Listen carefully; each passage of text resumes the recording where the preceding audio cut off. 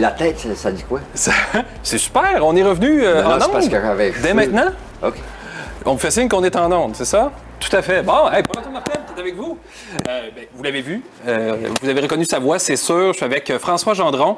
J'aurai la chance de m'entretenir avec M. Gendron pendant 1 heure, peut-être plus même, si on se rend compte qu'il y a beaucoup de questions. On a du lousse, ça pourrait aller jusqu'à 1h30. J'ai pas peur que vous allez avoir assez de stock pour remplir une telle période. M. Gendron, bonjour. Bonjour, ça me fait énormément plaisir d'être des vôtres et bravo pour l'initiative, parce que je sais ce que c'est.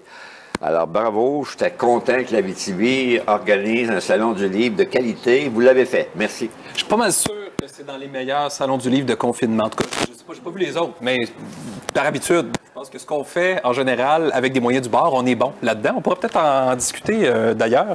Vous êtes ici, M. Gendron, pour nous parler de cet ouvrage. François Gendron, 42 ans de passion pour le Québec et ses régions. Et c'est presque une table des matières. Presque tout est là. On parle de François Gendron, on parle de 42 ans, donc c'est vraiment un survol historique et pour le Québec et ses régions. J'aimerais commencer en vous demandant, est-ce que ça a été difficile de vous convaincre d'embarquer dans un projet comme celui-là, de raconter vos mémoires? Oui. Oui, parce que d'abord, moi, je me prétends pas être un intellectuel qui avait la capacité de le faire. Donc, j'avais besoin d'aide. Est-ce que je crois être un pas pire raconteur? Oui. Est-ce que j'ai plus de misère à écrire sur moi-même? Ça, c'est plus compliqué. Je tenais cependant que tout ce qui est dans le livre aura été dit par celui qui vous parle. Mais pas par vantardise. C'est parce que je voulais que les gens qui liront mes mémoires, parce que je préfère appeler ça mes mémoires qu'une biographie ou une autobiographie, se rendent compte que je serai le même que j'ai été comme député dans mon livre. Moi, l'authenticité, je crois à ça. Et oui, j'ai mon style. On a tout notre style.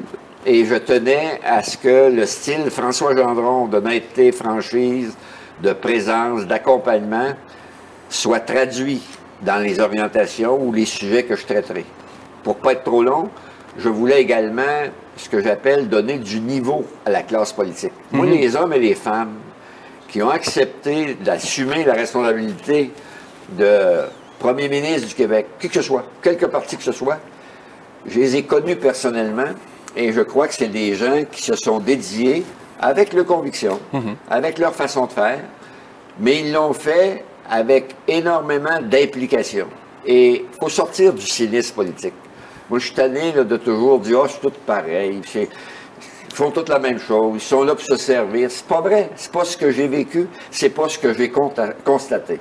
Est-ce que c'était important de faire savoir ça? Oui. Et que quelqu'un qui a vécu pendant 42 ans de façon très intense laisse un legs à ma région, à ma circonscription et au Québec en termes d'authenticité et de franchise, je trouve ça important.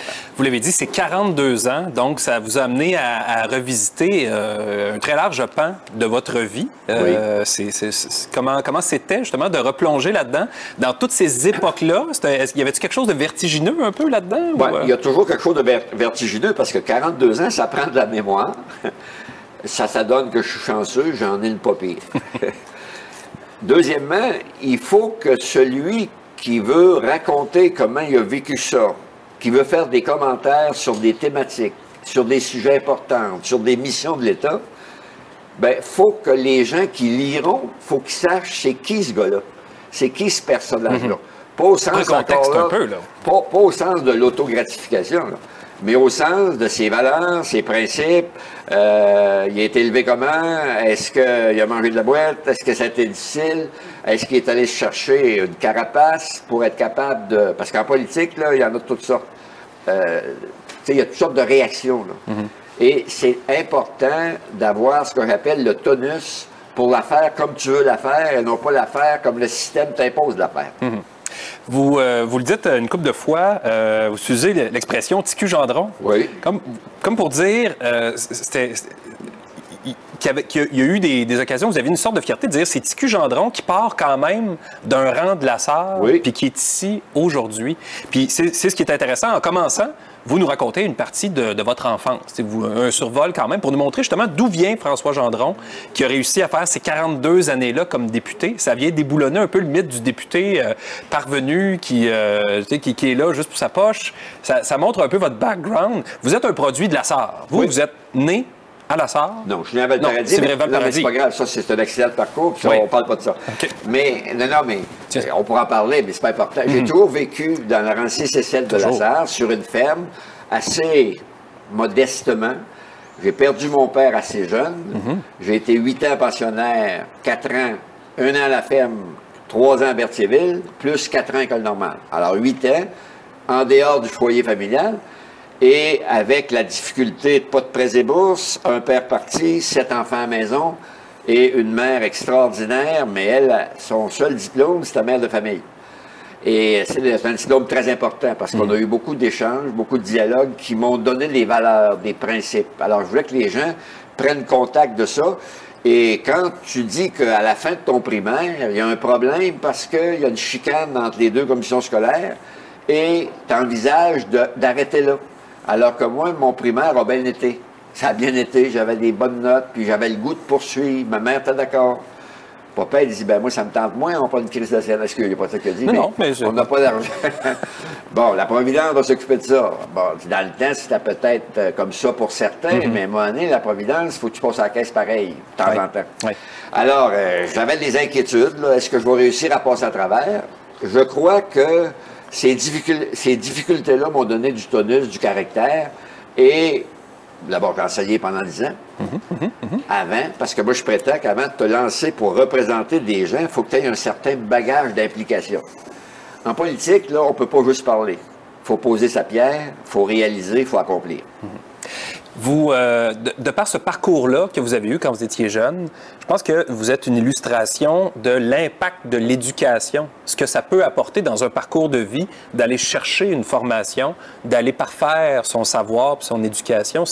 Vous êtes une preuve vivante de ça, de l'importance de cet accès-là à l'éducation. Ah non, je le crois. D'ailleurs, donner accès à l'éducation, moi, je me rappelle quand je me suis battu très fort pour que l'Université du Québec obtienne ses lettres patentes et détricoter le rapport du Conseil supérieur de l'éducation, qui est le comité aviseur pour un ministre de l'Éducation, il fallu que j'aie un appui populaire fort du milieu. Qui disait qu'on ne pouvait pas, on était trop petits, là. Ben trop petits, 145 000, 148 000 personnes pour l'ensemble de l'Abitibi-Témiscamingue. Mais on disait, non, nous autres, là, vous allez voir, donnez-nous nos lettres patentes, on va vous surprendre avec notre université. Et c'est ce qui est arrivé. Ben oui. Je suis fier de notre université, je suis fier de la déconcentration, je suis fier de l'accessibilité aux études supérieures. Moi, quand j'ai déconcentré le cégep, je me rappelle très bien, première déconcentration, Amos, dans ma circonscription. Rwanda d'accord. Ça n'a pas de bon sens. On va perdre des étudiants. Non, pensez-y comme vous, vous allez en gagner. Si vous offrez quelques options à Amos, au lieu de s'en aller tout de suite à l'extérieur de l'Abitibi-Témiscamingue, on va en garder un peu plus. Et après ça, ils viendront chercher de la formation complémentaire plutôt que s'en aller en dehors. C'est très important, quand on n'est pas nombreux, d'être serrés puis de garder nos ressources avec une formation qui va leur permettre de s'accomplir, de se réaliser, puis c'est ce qui est arrivé. Je veux vouloir qu'on revienne là-dessus. Vous ouvrez la porte sur des dynamiques régionales, puis je vais être curieux d'entendre votre avis là-dessus, sur ces guerres de clochers-là auxquelles vous avez dû assister souvent. Vous avez peut-être même participé, ne serait-ce que comme arbitre, à tout le moins, de par votre poste de député. Vous l'avez dit, vous avez été enseignant. Oui. Vous avez été enseignant pendant une dizaine d'années? Oui. Qu'est-ce que vous retenez de ça? Qu'est-ce que vous gardez de votre passage dans le corps professionnel? Énormément de satisfaction parce que j'aimais les jeunes, j'aimais le contact avec les jeunes. D'abord, qu'est-ce que vous enseignez professeur de mathématiques. Mathématiques. C'est professeur de maths. Par contre, pour être franc, la première année, j'avais 6 matières. Parce qu'il faut se rappeler, mais c'est parce que ça serait trop long. Quand on commence dans l'enseignement, tu as 2 ans de probation. Et on ne donne pas ce que tu veux enseigner, on donne ce qui reste, qui n'a pas été pris. Et là, je faisais de la géographie, de l'histoire, même professeur d'anglais, alors que my English is not very well. Oui, non, mais qu'est-ce que tu veux? Alors, on faisait toutes les matières, puis j'avais un très grand nombre d'élèves. 42 élèves dans une classe de maximum 28-30. 2 rangées dans le corridor avec la porte ouverte. Pas brillant, ça, mais c'était les conditions. Oui. Alors, j'ai aimé l'enseignement et j'aime les jeunes. Piaget disait ceci. Piaget, c'est un grand pédagogue qui disait, donnez-moi les premières années de votre enfant, je ne saurais Je ne saurais faire des autres. Tout se passe en démarrage. Et si tu te donnes la peine de faire de l'enseignement un peu plus respectueux de ceux qui sont devant toi, connaître ce qu'ils sont. Ils vivent sur une ferme familiale. Oups, ils ont un train à faire. Donc, moi, les premières semaines d'enseignement, je disais, vous allez tous rester à vos places. Il est dommage sévère. Je disais, vous allez voir pourquoi. Après 15 jours, je disais, qu'est-ce qu'il y a qui ne marche pas, Chantal? Qu'est-ce qu'il y a qui ne marche pas, Robert? Je connaissais tous leurs prénoms. Parce que j'avais toutes mes listes dans mes poches, puis dans les corridors, au lieu de niaiser puis regarder les belles filles, je m'occupais d'apprendre leurs prénoms, puis ce qu'ils font, puis ainsi de suite. Et ça, c'est important que le jeune sache que tu veux t'occuper de lui. Et deuxièmement, pas être très long encore, je disais toujours, ben oui, moi je suis prof de maths, mais mon mandat, c'est pas juste ça, c'est de vous préparer comme des citoyens qui allaient poser leur pierre plus tard. Pour te préparer pour poser ta pierre, ça te prend une formation plus large que de la chimie, de la physique, de la catéchèse, de la religion. Pas juste un travailleur conforme, là. Non, c'est une personne qui va devoir s'accomplir avec les talents qu'il a. Il n'y a personne qui n'a pas de talent. Les talents n'ont pas au même niveau. Non. Mais tout le monde a du talent si tu lui fais comprendre que parce qu'il y en a, il faut qu'il se réalise. C'était donc fin des années 60. Vous avez vécu l'apparition d'Apollino à la Sarre? Oui, j'ai vécu l'apparition certaine parce que était une des premières. La deuxième, hein, c'est ça. Après Paul Ferrand-Lajoie, qui était la première. Puis, qu'est-ce que ça a changé, l'apparition de cette polyvalente-là? Au début, ça a changé, puis ça a créé un choc, parce que c'était, écoute, là, c'est la deuxième plus grosse, et moi, je me rappelle, il y avait 3100 élèves. 3100 élèves dans un immense bâtisse, c'est dépaysant. Ça dérange. Mais donc, ça n'existait pas nulle part. Ça n'existait pas nulle part. Donc, moi, j'ai réfléchi pour instaurer une formule de tutorat. Parce que vous avez dit, oui, pendant 10 ans, j'ai eu un statut d'enseignant, mais j'enseignais à peu près 3-4 ans. Je suis 10. J'ai été 3 ans tuteur à la vie étudiante. Savez-vous, c'est quoi? On était dans une cage d'escalier, un peu caché, discret. On n'est pas des cadres, on n'est pas un cadre.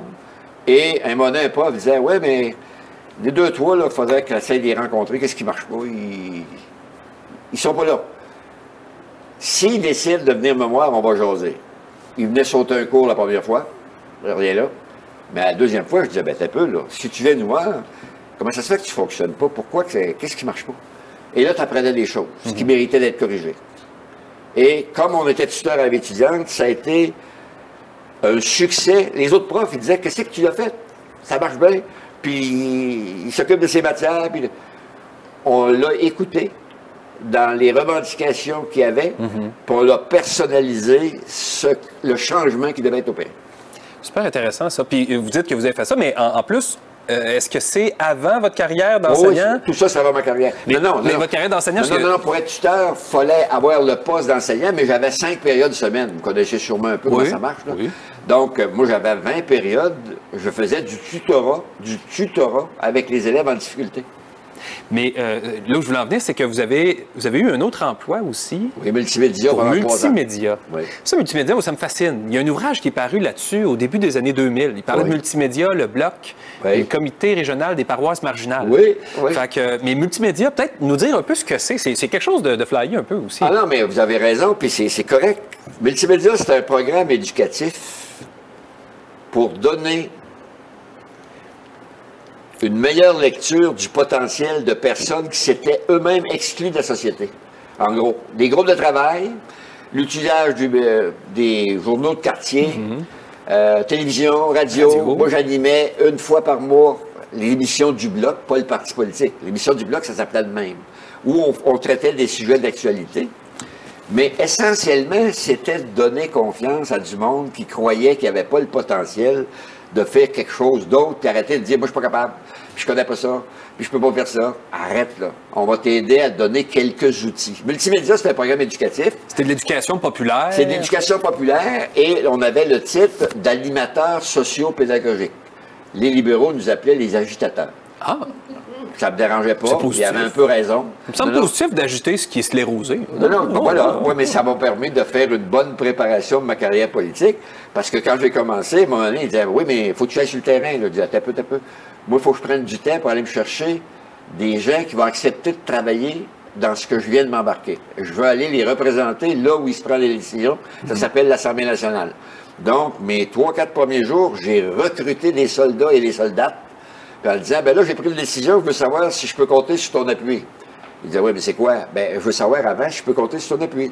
Si tu me réponds oui, moi, te dire quoi? C'est du chantage. Non, non, c'est du travail organisationnel. Oui, tout à fait. Mais juste pour conclure ça, multimédia, il y a là quelque chose de très, très audacieux puis de très, très avant-gardiste. Oui. Même aujourd'hui, ce serait complètement flyé de faire ça. Oui, on pourrait plus faire ça comme avant, mais à l'époque, mon cher animateur que je connais puis j'apprécie, pour le vrai, c'était important ce que j'appelle de faire une expérience pilote. Il y avait 5 régions au Québec qui avaient ça. Montréal divisé en 3, les 2 rives puis l'île, et le Saguenay, Lac-Saint-Jean et l'Abitibi. Là, retenez le message pour ceux qui liront. L'Abitibi a toujours été une espèce de... Laboratoire? De laboratoire, oui. Ouais. On a essayé des affaires. L'Abitibi, c'est des gens racés, déterminés, qui ont confiance en eux. C'est des gens que j'aime. Puis ces gens-là que j'aime, là, je voulais les représenter dans leurs valeurs, dans leurs principes. C'est des patenteux, ils s'essayent, ils s'impliquent, puis c'est de même qu'on réussit des affaires. Alors c'était, multimédia, c'était de leur donner confiance à ceux qui ne voulaient pas jouer. C'était ce que j'appelle des out. Ouais. Moi, j'aime mieux des in. J'aime mieux des gens qui sont dedans plutôt que out. On va compléter dans le fond, votre vie pré-député avec votre passage dans le domaine syndical. Oui, ça aussi, ça a eu une importance assez particulière. J'ai participé à la fondation du syndicat des enseignants de l'Abitibi-Témiscamingue. Quand on a fondé le STENOC, le syndicat des travailleurs de l'enseignement de l'Abitibi-Témiscamingue. Du nord-ouest du Québec. Ah oui, les nord, ils ont changé de nom, mais ça, c'est pas grave. Oui. L'important, c'était de dire, tant que vous serez 21 petits syndicats, pas d'outils, pas de moyens, pas de force de représentation. Parce qu'à un moment donné, là, le syndicaliste, c'est pas si compliqué que ça. Le syndicaliste, normalement, il vise toujours à donner de meilleures conditions de travail, de meilleures conditions de vie, puis de meilleures formations. En gros, est-ce qu'il y en a qui, des fois, ils ont dévié des orientations générales? Mais le syndicaliste, normalement, il tire la société vers le haut. Il ne la tire pas vers le bas. Et quand des gens décident de tirer la société vers le haut, on améliore le bien-être et le panier de services. Moi, je suis social-démocrate et souverainiste. Le panier de services, c'est fondamental. Parce que moi, j'avais appris chez la ferme, là, avec beaucoup de difficultés, si tu ne travailles pas à convaincre ceux qui en ont plus, d'en donner plus à ceux qui en ont moins, tu ne feras pas grandir la société parce qu'il y a trop de gens qui ne pourront pas assumer leurs responsabilités. La définition de la social-démocratie, c'est pas compliqué. C'est redistribuer la richesse créée par les autres. Est-ce que tout le monde peut créer le même niveau de richesse? Ben non, parce qu'il y a des gens qui sont handicapés, il y a des gens qui ont des problèmes mentaux, il y a des gens qui ont eu des accidents qui les ont sortis de la capacité, pas de rien faire. Il faut qu'ils fassent quelque chose pareil. Mais ça prend des organismes communautaires, ça prend une société structurée qui offre un panier de services le plus large possible pour que ces gens-là puissent eux aussi rayonner. En tant que syndicaliste, à l'époque, vous aviez donc arrêté d'enseigner? Oui. Pour vous consacrer à ça? Vous avez raison, j'ai été libéré syndicalement pendant 2 ans. J'avais un statut d'agent syndical. Comme prof, les conventions collectives permettaient ça.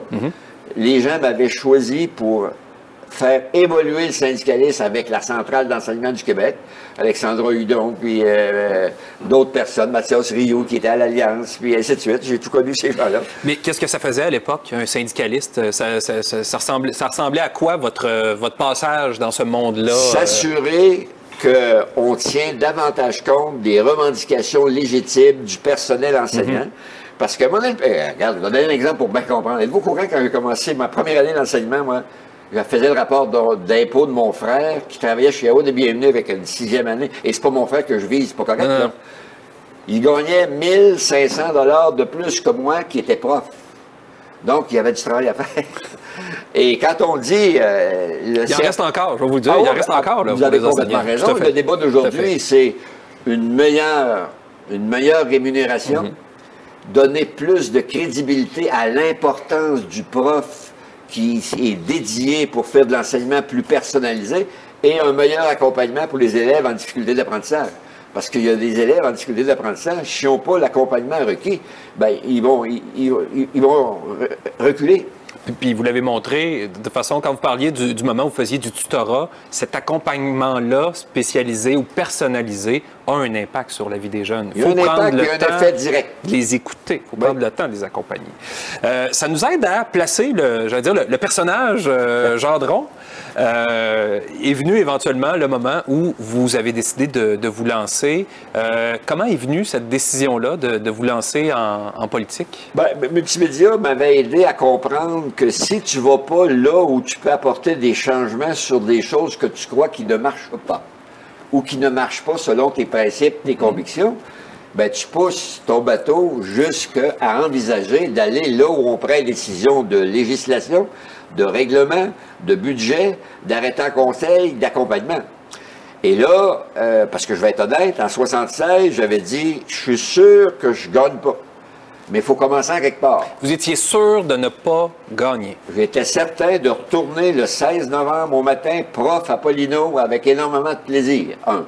2, j'étais sûr de retourner à la maison, les 2 pieds, je suis la bavette du poil, même s'il n'y a pas de poil, comme les autres profs, parce que je ne croyais pas qu'on avait eu l'apport de l'électorat à l'autre élection, donc il me manquait pas mal d'adhésion. Mais il y en a eu plus que je croyais. Dans le livre, d'ailleurs, vous dites que ça a été une façon de convaincre votre épouse de vous laisser vous lancer en disant « là, je ne gagnerai pas ».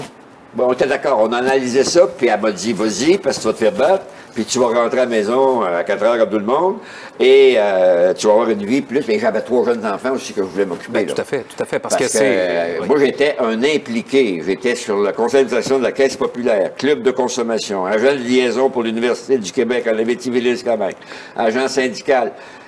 Ça finissait peu. Tous les soirs, j'avais de quoi? Ben, autre que préparer mes cours. Je ne dis pas que je ne les préparais pas. Voilà, je les prépare autrement. Mais est-ce que j'ai été beaucoup impliqué dans la communauté? J'étais conseiller municipal au canton La Sarre. J'ai fait de la politique municipale pendant 4 ans. Vous aviez déjà d'expérience. Je crois. Vous aviez déjà d'expérience. Oui. Fait que comment ça se passe? Est-ce que vous étiez déjà militant au Parti québécois à l'époque? Oui, j'avais déjà membre. Oui, j'avais ma carte de membre, je finançais et j'étais membre de la philosophie du parti. Donc, j'avais lu le parti. Écoute, j'étais à l'école normale, j'avais fait venir Pierre Bourgault, un indépendantiste très important. Mais c'est comme ça que vous êtes à l'école normale que vous êtes devenu indépendantiste? Non, vous avez commencé à croire à la souveraineté du Québec? Moi, j'ai commencé quand je me suis mis à lire l'Action catholique. Et là, personne ne se rappelle de ça, mais moi, je l'ai lu, l'Action catholique, pour des gens qui ont mon âge. C'était le seul journal qui faisait un bon rapport dans son journal de ce qui se passait à Québec. Parce qu'autrement que ça, tu n'avais pas de contact avec le Parlement. Il n'y avait pas la chaîne parlementaire. Non. On n'avait pas toutes les communications d'aujourd'hui. Et je me rappelle que quand j'ai dit ça à mon père, il dit « Tu fou, là, ça ne marche pas, ça, c'est à Québec, l'Action catholique, je le sais. » Mais même s'il rentre 2-3 jours plus tard par la malle, parce qu'il rentrait plus tard, moi, je voulais voir un peu ce qui se passait là. Puis, il y avait été question d'indépendance là-dedans? Ou Bien sûr, parce qu'oubliez pas que le Parti québécois, il a été créé en 70. En 70, le Parti québécois... Sa première élection? Oui, contre Bourassa, il était seulement que 7. Oui. Mais les 7, c'est eux autres qui renaient le Parlement, excusez, là. Non. Il y avait énormément d'influence parce qu'il y avait beaucoup de bénévolat. Et là, on sortait les événements d'octobre, les crises, vous avez tous lu ça certainement.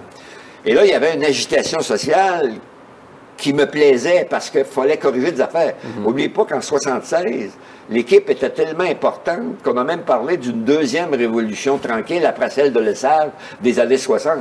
Puis il y a juste 16 ans d'écart, là. Lesage, c'est en 60. Ça va? Puis... nous, on est arrivés en 1976. Mais en 1976, là, on avait une équipe extraordinaire de gens de vision, de gens déterminés, et on avait pris les engagements sur 8 grands dossiers.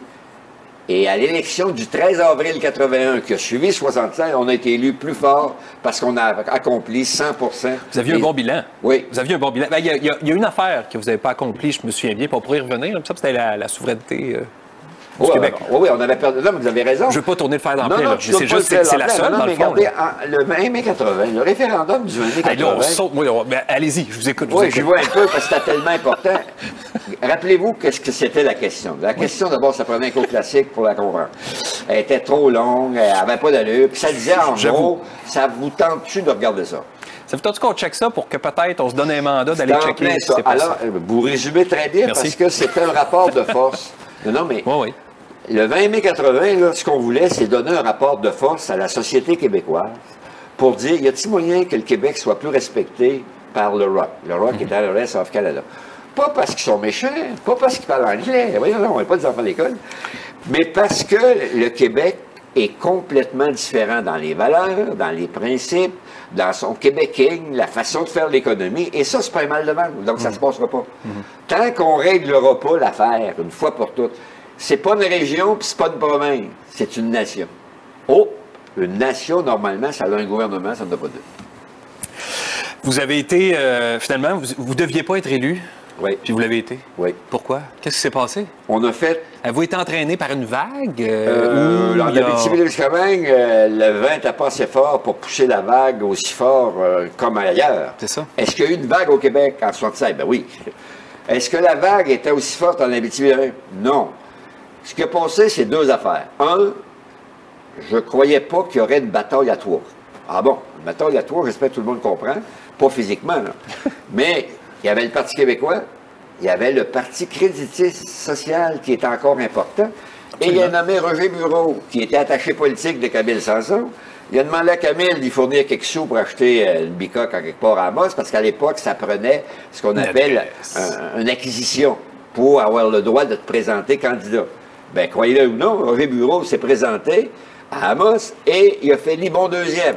Gendron premier, Roger Bureau deuxième, et M. Jean-Hugues Boutet, que je connais bien et que je respecte le personnage, qui était l'ancien maire d'Amos, lui, il n'a jamais imaginé qu'il sortirait par la mauvaise porte. Il a fini troisième, puis c'est quand même l'ancien maire d'Amos. Et Amos, en 76, c'était particulier. Il faut savoir c'est quoi Amos en 76. Oui.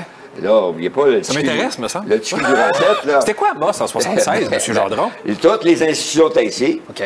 Les communautés religieuses étaient ici. Les mèches étaient ici. L'école normale était ici. Les arts et métiers étaient ici. Puis il était certain d'avoir le cégep, puis un peu plus. Ça s'est pas tout à fait passé de même. Pour des raisons que je ne ferai pas l'histoire. Mais je veux dire, Amos avait un niveau culturel et un niveau d'éducation, pour le vrai, plus élevé que partout ailleurs. C'est un peu la capitale. C'était la capitale culturelle. Oui. Ça a glissé vers Rouyn-Noranda au fil du temps. Bien, ça a glissé. C'est que là, à un moment donné, dans une région aussi étendue comme la nôtre, il y a des glissements qui s'expliquent. Rouyn-Noranda était quand même d'abord à deux villes qui ont été fusionnées, parce qu'il y avait Noranda puis il y avait Rouyn.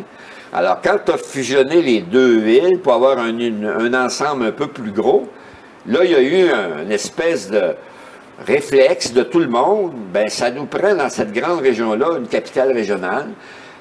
Les directions régionales des ministères, ils étaient toutes à Rouyn-Noranda. On appelait ça la CAR, la Conférence administrative régionale. Il y avait des gens là d'influence et de très haut niveau en termes de préparation puis de formation qui disaient, nous autres, on va donner le lead. Après ça, bien, toute la conscience régionale avec le CERDAT puis le CERNOC. CERNOC, ça existait avant le CERDAT. Moi, j'ai connu ça. Il était où? Il était à Rouyn-Noranda, le siège social. La permanence était là. Donc, tous ces éléments-là ont fait qu'ils sont mis à tirer sur les institutions pour commencer à centraliser au moins les chefs de pupitre, si vous me permettez l'expression, l'université, le collégial. Mais après qu'on l'a fait, bien là, on regarde ce qui se passe. Si on veut avoir, nous autres aussi, de la formation collégiale, il faut déconcentrer. C'est ce qui est arrivé. Donc, vous avez quand même réussi à être élu, même si vous êtes le gars de la Sarre. Oui. Puis Amos, c'est quand même plus grosse que la Sarre à l'époque, et encore aujourd'hui. Et encore aujourd'hui. Et vous avez réussi quand même à vous faufiler, vous, le jeune homme du PQ, qui réussit à être élu en 76 dans Abitibi-Ouest. Oui. Vous devenez donc député à ce moment-là. Comment vous découvrez ça? Comment vous aimez ça à ce moment-là, le travail de député? Comment ça se passe à apprivoiser cette fonction? C'est un travail très, très important d'aller chercher ce qu'on appelle un bon bagage de connaissances de l'institution dans lequel tu vas évoluer pour représenter ton monde. Alors là, j'ai eu une chance en or. Tu sais, à un moment donné, La politique, là, c'est pas juste l'individu. Ça aide d'avoir quelqu'un qui représente correctement son monde. Mais moi, j'ai été nommé whip adjoint. À l'époque, le bureau de l'Assemblée nationale d'aujourd'hui était la régie interne. Vous allez dire, c'est quoi ça?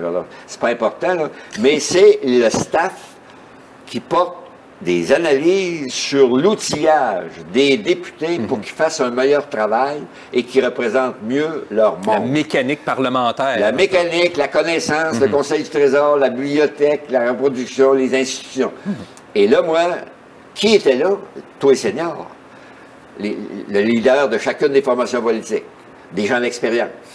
Le président de l'Assemblée nationale, qui était, monsieur, avant 76, c'était Laval, le député de Laval, mais ça c'est Lalonde, mais là, je vais aller trop vite des fois. Là. Et là, j'ai la chance, 2 fois par mois, de travailler avec des gens d'expérience et d'apprendre. M. Bellemare, parce qu'il y avait l'Union nationale, en 76, il y avait l'Union nationale aussi. Là. Oui, c'est vrai, il en restait. Oui, c'est vrai, certain. Puis Maurice Bellemare, là, c'était un personnage politique qui a marqué le Québec. Puis c'était mon voisin de banquette. OK. Puis là, il disait, oups, toi, tu vas aller loin, parce que tu pratiques l'apostolat de la présence. Ça voulait dire, viens voir de temps en temps ce qui se passe ici, puis ouvre tes oreilles. Très grande. Normalement, là, on doit écouter plus souvent que parler. C'est pour ça qu'on a 2 oreilles, puis on a juste une bouche. Alors, à un moment donné, il faut que tu écoutes de temps en temps, là, les seniors, qu'est-ce qu'ils disent? Est-ce que tu adhères à ça? Et là, tu te fais tranquillement une réputation puis un nom. Et là, dès 79, je suis entré au cabinet politique avec l'extraordinaire famille politique. M. Lévesque, M. Parizeau, Claude Morin. Ça devait être quelque chose autour de cette table-là au Conseil des ministres. Hein? C'est un des plus beaux souvenirs. Une équipe d'étoiles. Moi, avoir eu l'occasion d'entrer dans ces gens-là qualifiés, de vision, cultivés, avec beaucoup de volonté de représenter un Québec plus moderne, plus axé sur les réalités d'époque. Puis là, tu dis à un moment donné, M. Lévesque m'invite à entrer au cabinet politique. C'est fou. Avec Parizeau, avec Landry, avec Lazure, avec Lorrain, Payette. Camille Lorrain, Mme Payette, mais elle toutes. Jacques Léonard, un député extraordinaire, un connaisseur en fiscalité, il était président, en tout cas. Fait à ce moment-là, vous devenez ministre de la fonction publique, c'est ça? Oui. Drôle de ministère. Ça n'existe plus, ça? Non. Non, d'ailleurs, M. Lévesque m'avait dit, je vous nomme parce que là, il y a une grève, puis là, vous avez fait du syndicalisme, et vous êtes capable d'avoir le langage qui va permettre d'expliquer à ces gens-là qu'il faut régler ça. Et on ça veut de médiateur un peu. Oui, et on y gagnera pas là, à étirer le problème, parce qu'à un moment donné, là, tu mets sur la table ce que tu peux donner, mais tu te responsabilises dans une gestion intelligente qui ne met pas le Québec dans la dèche pour plusieurs années. Donc, M. Lévesque m'a dit, vous connaissez le milieu syndical, vous avez fait du syndicalisme, vous avez une crédibilité puis un nom, mais autant que possible, on va regarder de restructurer ça avec le Conseil du Trésor, parce que ma remplaçante, qui était Denise Leblanc-Benté des Îles-de-Madeleine, M. Lévesque l'avait nommé, mais tu me fermes ça pour 6 mois après, on intègre la fonction publique avec le Conseil du Trésor, parce qu'il y avait trop de pilage de pieds là. Mais est-ce que ça vous a placé dans une position délicate de devoir aller négocier avec ceux que vous défendiez jadis, de vous retrouver de l'autre bord de la table? Avez-vous vécu une sorte de conflit un peu? Non, pas tout, parce que je disais, regardez, je vous comprends. Vous autres, vous avez raison de demander de l'amélioration parce qu'il y a du recul qui s'est opéré au fil des ans. Et je vous comprends sur des affaires. Mais moi, ma franchise que j'avais, c'est vous autres qui me disiez que j'étais bien franc puis je donnais l'heure juste dans nos revendications syndicales. Bien là, m'a donné l'heure juste pour la capacité patronale de satisfaire ou pas. Ça va être le même gars, là. On va vous donner l'heure juste. Donc, moi, je voyais ça comme un avantage. Et rapidement, tu les respectes d'abord.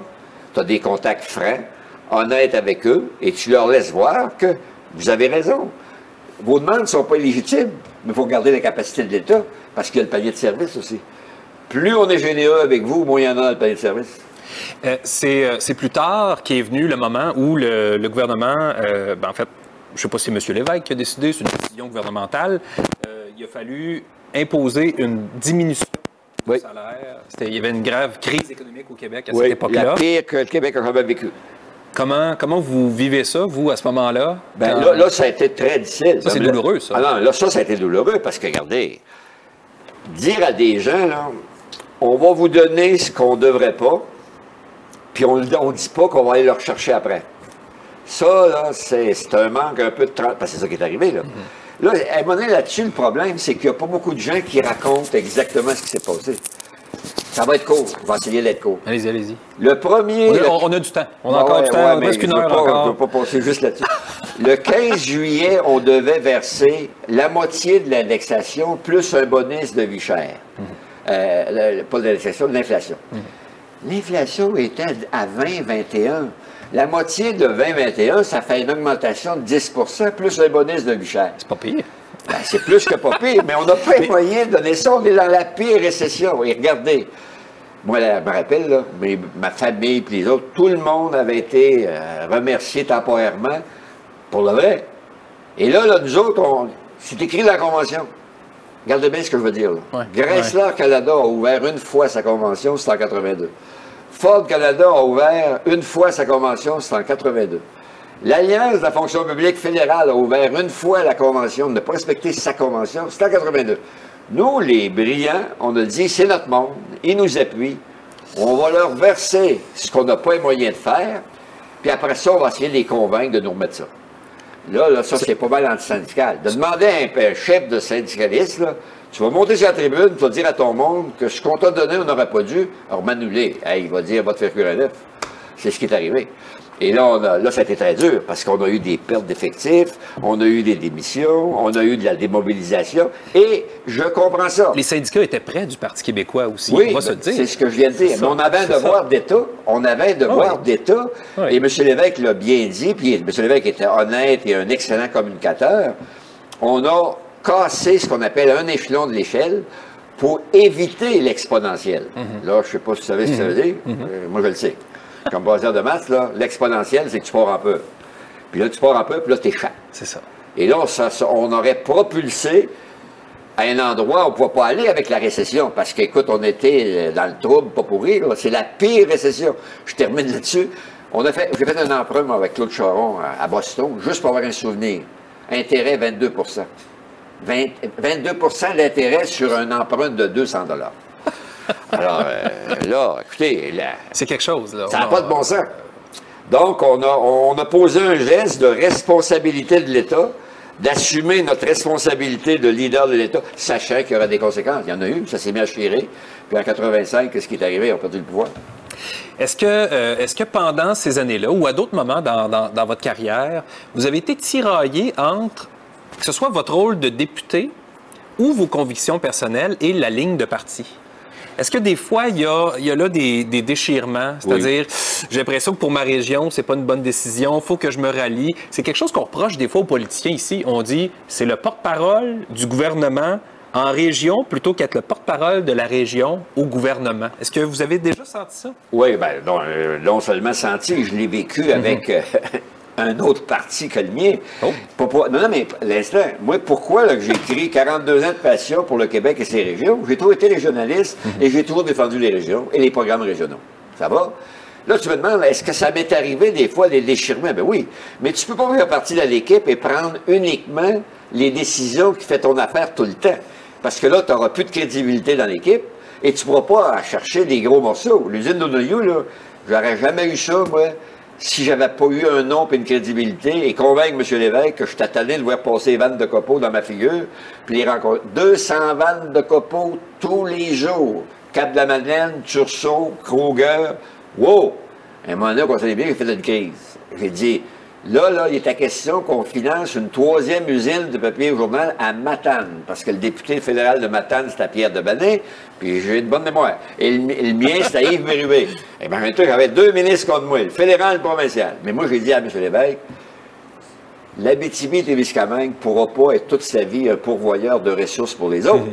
C'est notre matière première. C'est avec ça qu'on fait du papier journal. Donc, ça nous prend une usine plutôt que 200 camions avec les... Bon, on était moins préoccupés du gaz à effet de serre à l'époque, mais ça fait rien. Là. Ça ne changeait pas la réalité. Et là, M. Lévesque, quand on a pris une décision, à un moment donné, il a répété la phrase que je viens de vous dire, puis il a dit, oui, on y va, mais on y va en Abitibi pour une machine à papier, avec la Donoyou, M. Edward, je me rappelle de ça comme si c'était avant-guerre. Et elle est venue ici. Mais elle est venue ici parce que une bataille bien préparée avec l'appui régional. Parce que là, il ne faut pas penser que je n'avais pas l'appui régional. Un député qui n'a pas l'appui régional, il ne peut pas bouger grand-chose. C'est ça. Votre question était, est-ce qu'il y a eu des déchirements? Oui, mais on est un des seuls partis qui, dans nos statuts, permet la dissidence. Permet d'enregistrer la dissidence. Et c'est tellement vrai que Michel Clerc, qui est un jeune avocat avec beaucoup de potentiel, quand on a voté l'assurance automobile, lui était contre. Je ne vous expliquerai pas les motifs, mais il s'est abstenu puis il a fait enregistrer son abstention. Ça, c'est la façon intelligente de vivre avec ton dilemme de cœur, ou de conviction, ou de principe. Bien, on a instauré dans les statuts du parti, t'es pas d'accord, tu as le droit. On va inscrire ta dissidence, puis le monde va savoir qu'il était dissident là-dessus. Ça lui permet de garder sa crédibilité. Ça, c'est drôle parce qu'il y a des gens qui l'ont reproché au Parti québécois. Oui. Qui ont reproché sa vigueur démocratique, puis ses prises de parole en disant « Ah, il y a de la bisbille au PQ. Ah, ils sont encore en train de chicaner. » Oui, mais là-dessus, il faut distinguer les convictions. C'était-tu un parti chicaneux, le Parti québécois? Il faut distinguer. Non, mais regardez, M. Landry, quand il est parti, pourquoi? Non, mais les gens, ils ont dit, ils l'ont mis là. Alors, pas mis là, Landry, il a dit, il a décidé que ça en allait. Non, mais je ne sais pas, 76 bon. Là, à un moment donné, les faits, là, devraient être traités plus souvent pour ce qu'ils sont. Mais on a même mieux dit, ah, passe le temps de chicaner. C'est pas chicaner d'avoir des principes et des convictions. Et moi, j'aime bien mieux un parti de chicane qu'un parti de pouvoir, exclusivement pour le pouvoir. Moi, là, j'ai jamais été le pouvoir à tout prix. Non. Le pouvoir, s'il est respectueux de la volonté populaire et qui tient compte de la nécessité d'accompagner ton monde et d'accompagner tes régions, ça, je suis d'accord de cheminer vers ça, mais ça veut dire des programmes, des politiques qui vont permettre d'arriver là. Mais moi, je veux pas dire, moi, je veux le pouvoir à tout prix, puis après qu'on a le pouvoir, là, on ne fait que ce qu'on veut. Non, il faut tenir compte des autres opinions démocratiques. En 1985, le 2 décembre, je me souviens bien, le Parti québécois perd le pouvoir. Vous vous retrouvez pour la première fois dans l'opposition. Oui. Comment ça se passe, le passage dans l'opposition? Vous étiez ministre à l'époque. Oui. Là, vous vous retrouvez simple député dans l'opposition. Oui. C'est difficile? C'est difficile, mais l'opposition, c'est la meilleure école de formation pour quelqu'un qui veut apprendre et durer. OK. Êtes-vous au courant que quand tu es dans l'opposition, tu as toujours ce qu'on appelle tes critiques de. Ça va? Des fois, tes critiques de 2-3 ministères et tu as un vis-à-vis. Je donne un exemple bien concret. Moi, je me ramasse critique en éducation parce que je l'avais été, puis M. Claude Ryan devient ministre de l'Éducation. Puis ça ne me fait rien de parler avec M. Claude Ryan. Est-ce qu'on avait les mêmes opinions sur tout? Ben non. Mais est-ce que M. Ryan était un type intègre, correct, avec énormément de jugement, un travailleur extraordinaire? Le fait que j'étais son porte-parole, c'est-à-dire de l'opposition, ben c'est moi qui, dans la commission parlementaire, qui agit au nom de l'opposition officielle pour améliorer, modifier les projets de loi. Les ministériels, eux autres, ils lisaient le Largus. C'est la revue des parlementaires. Et là, je les blâme pas. Un ministre au pouvoir, il veut que ces gens se ferment la boîte. Pour le vrai, parce que ferme la boîte dans l'endroit que je viens de désigner, là, en commission parlementaire, le gros du travail... Il ne veut pas se faire challenger par le monde de sa gang. C'est ça. Bon. Oui, mais c'est tout artificiel. Oh, okay. Il s'est attaché. Non, mais c'est attaché avant. Non, mais... voyons. Ben voyons donc. J'ai vu neiger, là. Puis là, vous m'avez demandé de donner leur Non, mais tout à fait. Mais il reste que quand on est dans l'opposition... Parce qu'à un moment donné, les gens ils disaient, oui, mais c'est arrivé que des parlementaires du gouvernement ont posé des questions à leurs ministres, comme députés. Mais moi, j'ai compté ça sur une base annuelle. Je pense qu'il y en a eu 4 dans l'année. Ça s'appelle plus une passe à la palette qu'une question... Une passe à la palette, puis très, très rapide. C'est ça. C'est ça. À un moment donné, il faut regarder le réalisme. Et là, je veux être calme. Ben non.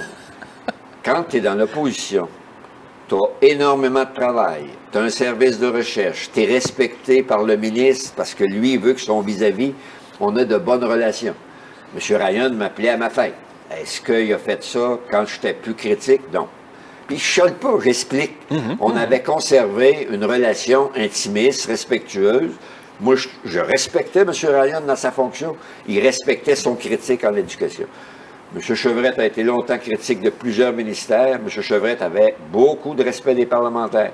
M. Bédard, qui est un parlementaire extraordinaire comme bon législateur, il prenait le temps d'analyser les lois, il savait de quoi il parlait. Et le ministre, il disait, maudit qu'il est bon. Ça, j'ai entendu ça 50 fois. Il fait bien sa job de législateur. Parce qu'un législateur, là, il veut améliorer les lois, puis il veut que les lois répondent aux besoins populaires. Est-ce que c'est toujours la volonté du gouvernement? Oui, dans son cahier de promotion pour avoir le pouvoir, mais non dans la réalité. Une question ici. Vous avez été, dans le fond, dans l'opposition suite à l'élection de 85, suite à l'élection de 89 aussi. Oui, parce que c'était 2 mandats dehors, 2 mandats au pouvoir. 2 mandats dehors, 2 mandats au pouvoir, on fait ça 33 ans. Comment vous réussissez à survivre, entre guillemets, aux vagues, hein, à ces vagues-là qui balayent le Québec? Donc, quand votre parti perd le pouvoir, comment ça fait que vous avez quand même réussi à... Comment vous l'expliquez? Simplement, on m'a l'expliqué parce que les gens ont dit, pas parce que moi je dis ça. Autrement dit, tout ce que je dis là-dessus, à chaque fois que j'en parle, je l'ai entendu 1000 fois, donc je serais un méchant malade de ne pas en parler. Les gens, après 2 élections, là, ils votaient Gendron. Je dis pas ça pour... qu'est-ce que tu veux? Non, non. Toute ma publicité, M. Larochelle qui m'a aidé, m'a posé 15 fois question. Il dit, dans tous les documents que tu as pour supporter ta campagne, après la 2e élection, c'était François, il est bon, on le garde, François, il a de l'expérience, François ci, François ça. Et je rejetais pas mon parti, mais je savais. Parce que j'ai toujours fait des campagnes terrain. Je rencontrais le monde, puis je parlais à tout le monde, puis les gens pourraient en témoigner ici, là. Ou le maire. Bon, à un moment donné, là, tu as 2 choix. Ou tu fais semblant que tu n'as pas connaissance de ça, que les gens trouvent que tu les représentes bien. Tu leur donnes leur juste, tu les accompagnes. Je suis député de tous. Je ne disais pas, ben lui, il n'est pas de notre famille politique. Wow! Quand tu es élu député, le bureau de comté, je le faisais pour tout parlementaire, bien sûr, tout électeur qui voulait rencontrer le député. Puis je me rappelle, j'avais même un contrôle. Je dis à mon personnel, il faut que vous me ressemblez. Pas physiquement, ça sent trop exigeant, mais il faut s'amuser un peu. Mais il faut me ressembler en attitude, en comportement. Quelqu'un qui vient au bureau, il faut que vous soyez reçu comme il faut. Il faut qu'il se sente écouté. Il faut qu'il se sente respecté. Et que quand il va sortir, vous lui donnez la fiche d'évaluation. Oups! Moi, j'ai fait ça pendant 4 mandats. 90% des gens qui passaient de mon bureau disaient... T'es satisfait? On a été respectés, on a été bien servis. Est-ce qu'il va régler mon cas? Pas tout le temps. Parce que la vie, on ne gagne pas tous nos cas. Ça, c'est clair. Mais c'est drôle. 85 à 90%, on disait, il a fait une bonne job avec moi, je me suis senti respecté, je me suis senti écouté. Et c'est le même qu'on doit travailler pour notre monde. Parce que, n'oubliez pas, c'est toujours la mission fondamentale, c'est le député de... C'est ça. Quand les gens votent pour vous, en fait, quand les gens sont appelés à voter, ils sont appelés à voter pour élire un député. Moi, je crois ça. Je crois ça, puis je trouve que c'est important. Et au fil des ans, là, je passe à un autre commentaire, mais que je suis capable d'étoffer si les gens voulaient que je l'étoffe. J'ai adoré mes 25 premières années de vie politique. Est-ce que j'aimais autant les 20 autres, si on arrondit, là? Un peu moins, parce que là, il y a trop de cynisme, il y a trop de jugement en disant, bah, autour, là, il y a 400 ministres seniors qui mènent autour du premier ministre et son cabinet, puis le reste, là, c'est de la chenoute. En gros, ben, je le sais que j'arrondis, mais c'est quand même malheureusement ça. On fait à croire que le député n'a pas une responsabilité de bien représenter son monde. Bien, il faut travailler ça. Il faut redonner du crédit à la noblesse de la fonction. Parce que, je répète, je les connais, moi, les parlementaires. Je les ai vécus.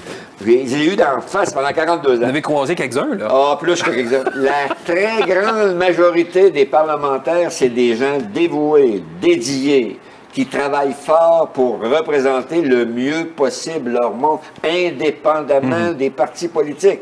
Tant qu'on ne se met pas ça dans le ciboulot, on a un problème. C'est un travail méconnu, un peu, le travail de parlementaire. Ben, méconnu, puis on a une image... un peu méprisé, parce que moi, j'ai rien contre les médias sociaux. Moi, je dis, non, je chiale trop contre les médias. Je chiale pas contre les médias, je chiale contre ceux qui disent n'importe quoi. C'est pas pareil. Et... Peu importe la plateforme qu'ils utilisent pour dire n'importe quoi. Mais les médias électroniques, le danger de ça, c'est trop de réactions cutanées. Mais après que tu l'as émis sur les réseaux de communication, qu'est-ce que les commentateurs en font? Ils commentent toujours des rumeurs. Je les blâme pas. Ils commentent une rumeur répétée 3 fois devient une nouvelle. Je répète, Une rumeur répétée 3 fois, c'est la nouvelle. Puis la bad news, ça, c'est de la nouvelle. Ah oui, c'est fort. Good news, no news. Alors, quand tu vis là-dedans, il faut que tu t'en rendes compte. Vous avez été donc dans l'opposition cette première fois-là, de 85 à 89. Il y a un changement de chef qui s'opère. On passe de Lévesque à Johnson par les élections. Johnson, évidemment, quitte pas tellement longtemps après. Donc, le PQ est un peu en transition jusqu'à ce qu'arrive Jacques Parizeau. Yes. Vous en parlez dans le livre de votre relation avec tous les chefs du Parti québécois, dans le fond, mais entre autres avec Jacques Parizeau. Puis c'est une époque qui est particulière, qu'on a un peu oubliée. Puis je vous ai entendu déjà en parler en entrevue, mais cette période-là, de la fin des années 80, début 90, avec Meach, avec l'échec de Meach, avec l'arrivée de Parizeau en Chambre, la ferveur souverainiste était très forte. Exact. Très, très forte. Très, très forte. C'est fascinant. Ça atteint jusqu'à 60-65 à un certain moment, en 90, 11, 12. Par contre, regardez, puis je veux vous le dire à vous, parce que je vous sens honnête. On est entre nous, là. Non, pas avec ça. Là. Vous sens honnête et vrai. Oui, il faut dire que M. Parizeau avait fait des commissions régionales. Je me rappelais de ça, ça retenait. En 95, ça? 94? Non, avant. Oui, OK. Et M. Bourassa avait signé ça parce que c'est M. Bourassa qui est au pouvoir. Pour le vrai. De 85 à 94, avant l'arrivée de M. Parizeau, un autre 9 ans de Bourassa 2. Parce qu'il y a eu deux Bourassa. Il y a eu Bourassa 1 et Bourassa 2. Non, mais pour le vrai. Là. Mais M. Bourassa, qui était nationaliste important sur ce qu'on appelle le nationalisme économique, avait dit, on s'est fait rouler dans la farine avec 2 accords, que ce soit Meach puis Charlottetown. On n'avait rien d'autre demandé que le respect de ce que nous sommes depuis que je fais de la politique, puis ça fait plus que 42 ans, parce qu'avant d'en faire, je la suivais pareil, la politique. On a demandé, y a-t-il moyen de respecter un peu plus ce que le Québec est? Quand tu te fais dire par John Diefenbaker en tremblant, Canada Two Nations. John Diefenbaker disait ça avant que la plupart de vous autres soient au monde. Bien là, à un moment donné, tu ne peux pas dire qu'on est une nation, puis nous traiter comme si on était une région du Canada. Chrétiens, ça, ils avaient il y avait du choix avec ça. Chrétiens, ils disaient, Québec, c'est une région du Canada. Pas une région du Canada. C'est une nation différente, fondamentalement. Ça a pris des gouvernements conservateurs pour nous donner, entre guillemets, le statut symbolique. Pas législatif, pas constitutionnel, parce qu'on n'a jamais signé la Constitution de rapatriement de Trudeau. On n'a jamais signé ça. Puis pourtant, on nous assujettit aux mêmes règles que si on l'avait signé, puis si on était un partenaire comme les autres. Bien ça, là, moi, en 95, M. Parizeau avait fait un très bon travail avec les commissions régionales sur la souveraineté et le document qui est rentré dans chaque famille sur l'accord de Meach, avec des annotations en marge. J'aurais dû l'amener pour l'illustrer, là.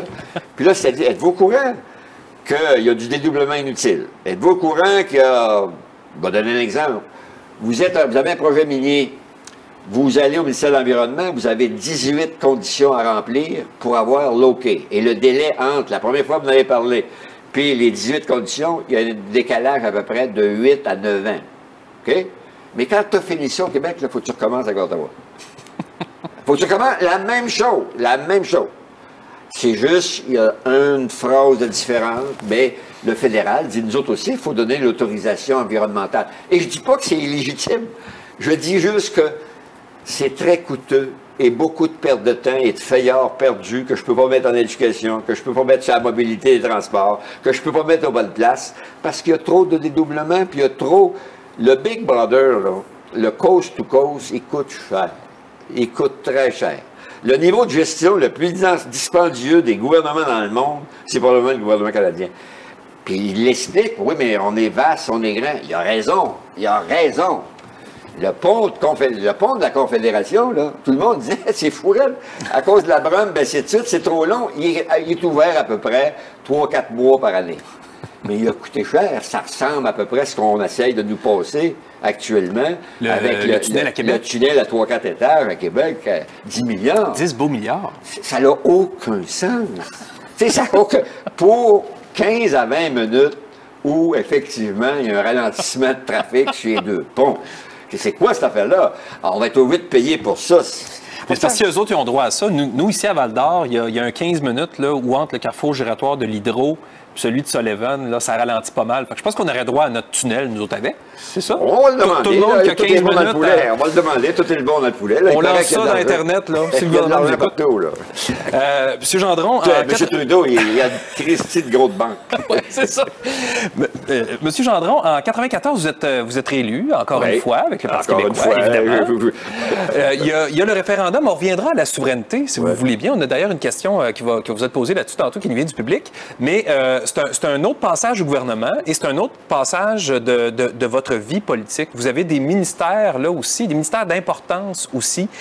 Comment vous compareriez ce bout-là, 94-2003, à l'autre bout que vous avez fait de 76 à 85? Il y a eu d'abord la période Parizeau et la période Bouchard, à ce moment-là, la période Landry aussi. Oui. Bien, c'est sûr qu'il y a eu du changement dans l'évolution de la société parce que là, il est arrivé à la fin de la période Bouchard, à la fin de la période Bouchard, 2003, là, on est sorti du bipartisme. Oui. Pour le vrai. Et quand tu sors du bipartisme, est-ce que c'est une bonne affaire sur le plan des valeurs démocratiques? Je crois que oui, honnêtement. Mais M. Dumont, il y a eu un gros problème. Marion Dumont était très apprécié. Il a été élu pour 2 mandats, mais le seul. Il était seul, pas l'équipe. Pas de candidat avec lui, pas de joueur. Non. Alors là, il y a eu l'opposition officielle un petit bout de temps. Et c'est là que je me suis présenté à la présidence de l'Assemblée nationale parce que l'équipe de Mario Dumont voulait m'appuyer, puis mon équipe voulait m'appuyer, puis c'était un gouvernement minoritaire. Fait que c'était pas compliqué, là. J'étais sûr que je gagnais si je me présentais. Vous le racontez là-dedans, là. Oui, puis à lire ce que M. Charest, il a boudé, puis il a fait le bébé là. Ça n'a pas été votre préféré, M. Charest, ça se peut-tu? Ah, je ne veux pas vous casser du sucre sur son dos, mais c'est pas celui avec lequel vous êtes le mieux entendu parmi vos adversaires politiques. Ça, vous avez raison, sauf que M. Charest, sur le plan humain, c'est un good guy. Bon, c'est un bon gars parce qu'il avait de l'humour extraordinaire. C'était un bon parlementaire, c'était un bon débatteur. Oui. Sauf que M. Charest, tout est bon pour garder le pouvoir. C'est ça. Et la franchise, regardez comment ça a pris de temps à voir l'enquête sur la construction, puis les dépassements, puis écoute, j'ai jamais vu ça. On avait sorti ça, là, à un moment donné, il me semble que c'est 240 questions en période de questions, puis ça a duré 2 ans et demi avant qu'il décide.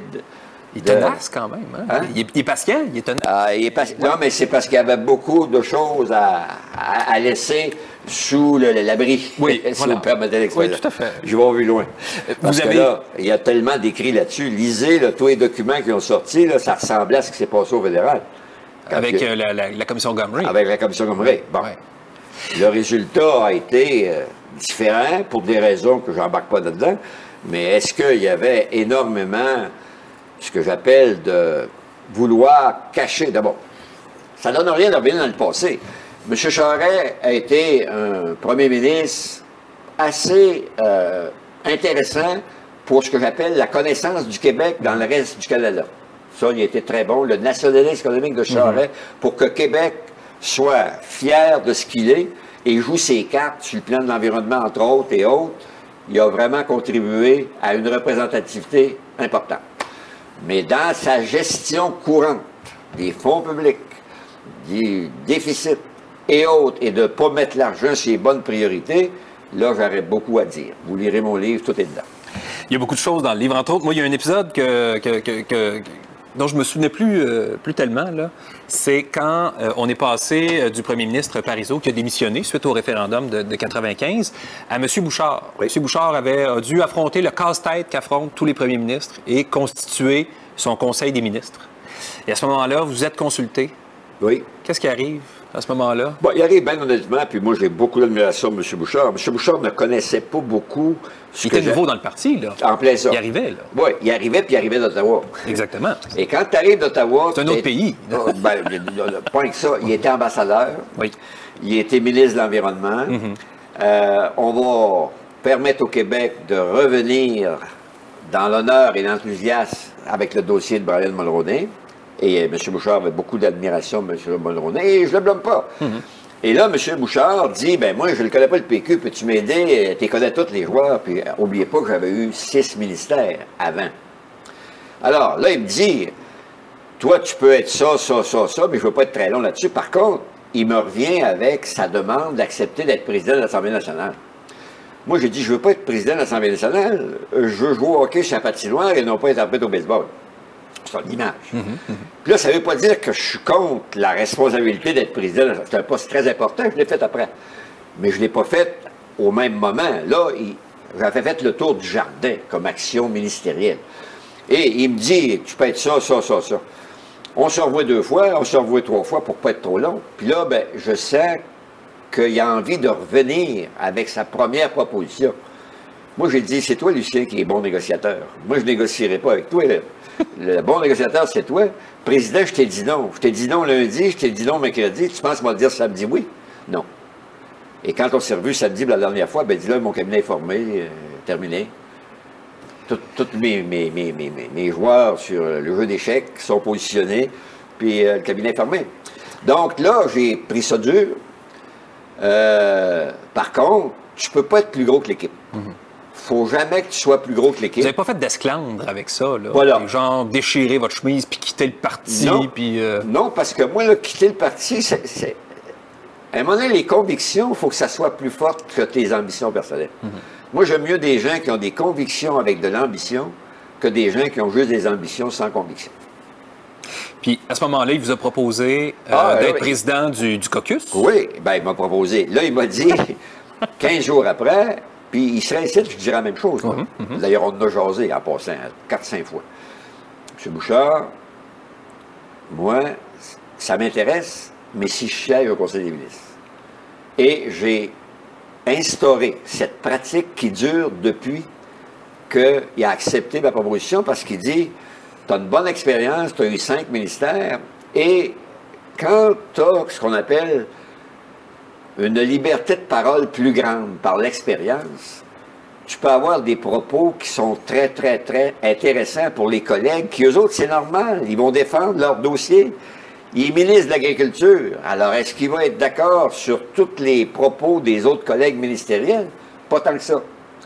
Puis là, j'appelle ça des fois une négociation de marchand de tapis, mais dans le bon sens. Non, mais les marchands de tapis, ils disent, je peux-tu compter sur ton appui, là, parce que dans 2 semaines, moi, j'ai tel projet de loi à amener au Conseil des ministres, là. Mais tapis, je ne l'ai pas vu, j'aimerais mieux le voir. Non, je veux savoir si tu m'appuies et faire à peu près ce que tu m'as dit tantôt, là, quand je me suis présenté, puis je dis à les gens, j'ai travaillé avec vous autres dans Multimédia, peux-tu compter sur votre appui? Ben, fais-moi confiance. Il disait, ça dépend quoi? Ben, moi, je vais le dire après. Alors, non, mais ça a bien été. Et comme président de caucus, j'ai adoré, parce que là, je siégeais au Conseil des ministres et j'intervenais souvent, mais pas uniquement parce que mon seul dossier, c'était mon dossier de chaise. Donc, j'avais pas de dossier ministériel attribué dans le silo. Oui, dans le silo. Oui, c'est ça. À un moment donné, une gestion gouvernementale, il faut se rappeler qu'elle est toujours meilleure quand elle est horizontale. Tout à fait. Une décision, parce que quand M. Lévesque m'avait nommé ministre d'État à l'aménagement, à la décentralisation, et ainsi de suite, avec un secrétariat imposant et l'OPDQ, l'Office de planification et de développement du Québec, j'ai adoré cette année et demie-là parce que ça nous donnait une vision plus large du fonctionnement de l'État. Et ça, il faut toujours regarder ça plutôt que fonctionner en silo. Dans mon silo, dans son silo, dans son silo. On a des questions du public. J'en pose quelques-unes. Bien sûr. On a une certaine Francine de Lassar. Je ne sais pas si vous la connaissez. Vous connaissez sûrement quelques Francines de Lassar. Je vous la pose. Vous pouvez me regarder. Dans vos années en politique, quelle a été votre plus grande victoire, qu'elle soit personnelle ou avec votre parti politique? De quoi vous êtes le plus fier? C'est quoi votre plus grande victoire politique? Sincèrement, ma plus grande victoire politique pour le Québec, c'est les 3-4 politiques nationales que j'ai faites. Mais ma première, en termes d'image, c'est obtenir les lettres patentes pour mon université et détricoter l'avis du Conseil supérieur qui disait « pas question ». Ça, c'est ma plus belle et plus grande victoire parce que c'était majeur et important pour ce que nous sommes devenus. Notre université est devenue presque un organisme communautaire. Elle est à nous autres, elle travaille avec nous autres, elle est intelligente. Elle est présente sur le territoire. Elle est présente. Elle a de l'initiative. Écoute, avoir 350 étudiants de Mont-Laurier, dans l'université qui a créé ça, un centre universitaire à Val-d'Or, 17 chaires de recherche, ainsi de suite. Bon. Formidable. Mais je ne veux pas juste là-dessus. Parce que la question, c'est, On l'a tassé. Mais Non, votre mais plus grande victoire, non, mais votre plus grande fierté. Mais quand on dit victoire, c'est avoir contribué Oui, à mais là, quelque c'est ça, chose j'ai pas eu ici. le temps de parler Voilà. de ma politique du choix des régions. C'est pas pour rien. 42 ans de passion pour le Québec et ses régions. La première politique au Québec Pour les qui est régions. restée un document de base que Picotte s'est servi, le Parti libéral s'est servi, c'est le 110 pages du choix des régions, où là, je ne l'ai pas emmené, mais je le sais par cœur. Ça disait, entre autres, plus de respect d'avoir une table de concertation avec des programmes régionaux, et au lieu que ce soit les fonctionnaires de Québec qui viennent nous dire qu'est-ce qu'on doit faire, moi, je veux que ce soit les gens de l'Abitibi qui aient des outils d'accompagnement pour renforcer notre région. Et je donne un exemple concret. Quand il était question, par exemple, pour ce qui est des terres agricoles, les terres agricoles, si tu les égouttes pas, puis tu ne permets pas d'avoir ce qu'on appelle la capacité d'aller plus vite pour la cultiver, puis plus tard pour la récolter, ça, on appelle ça le drainage. Bien, je me suis rendu compte que pendant 30 ans, on a financé le drainage ailleurs, puis nous autres, on avait un petit programme insignifiant que personne ne prenait parce qu'il y avait pas assez d'argent, à cause de notre caractéristique de sol qui était imperméable. Quand j'ai été ministre de l'Agriculture, j'ai fait un programme de drainage exclusivement pour l'Abitibi. Tout le monde me demandait, « M. Gendron, on peut-tu avoir le programme que vous avez dans l'Abitibi? » Je disais non. Quand on aura atteint le même niveau de nos sols drainés qu'on vous a donné pendant tant de temps, mais là, je ne veux pas être très long, ça s'appelle les programmes régionaux.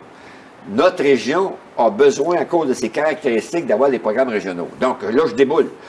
Politique de souveraineté alimentaire que j'ai faite comme ministre de l'Agriculture. La politique qui a créé l'Office pour ce qui est de l'énergie, Oui. l'Office énergétique du Québec. Parce que je suis tanné, moi, que ce soit Hydro-Québec, avec tout son potentiel extraordinaire, puis c'est son génie, viennent dans la commission volontaire et disent c'est nous autres qui va fixer la tarification du coût énergétique. Non. Ça nous prend une régie de Régie de l'État, l'énergie, oui. une régie de l'énergie de l'État. J'ai travaillé là-dessus avec Alban Amour, qui l'a présidé, un type qui est marié à une Navassoise. Ah! Oui, puis Alban, il était président du mouvement des Jardins. Après, ben oui, Alors, ben c'était un homme d'envergure. Bon, c'est Chevrette qui l'a annoncé parce que j'avais perdu mon ministère. J'étais devenu au cabinet, mais comme président du caucus, j'avais plus de ministère.